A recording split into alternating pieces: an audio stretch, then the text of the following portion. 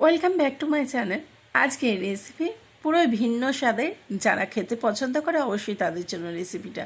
সেটা হলো শুটকি মাছের ঝাল। শুটকি মাছ এগুলো বড় মাপের মাছের যেগুলো, সেই শুটকি ছোটো ছোটো টুকরো করে কেটে পরিষ্কার করে গরম জল দিয়ে ভিজিয়ে রেখে দিলাম।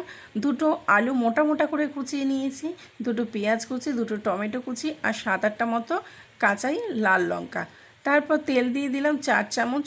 তারপর গরম হয়ে গেলে সেই তেলে পেঁয়াজগুলো দিয়ে হালকা ফ্রাই করে মাছগুলো ভালো করে ধুয়ে পরিষ্কার করে উঠিয়ে দিয়ে দিলাম পেঁয়াজের মধ্যে। পেঁয়াজ সমেত আর কিছুক্ষণ ফ্রাই করে তারপর মোটা মোটা করে কুচিয়ে রাখা আলুগুলো দিয়ে আবার লবণ দিলাম 1/2 চামচ, হলুদ 1/2 চামচ দিয়ে আবার কিছুক্ষণ ফ্রাই করে নিলাম। আলুটা যখন হালকা সিদ্ধ হয়ে আসবে তখন টমেটো কুচিগুলো দিয়ে 5 মিনিট মতো ঢাকা দিয়ে রেখে দিলাম একদম স্লো ফ্লেমে। আর এইভাবে কিন্তু রেডি হয়ে যাবে শুটকি মাছের ঝাল।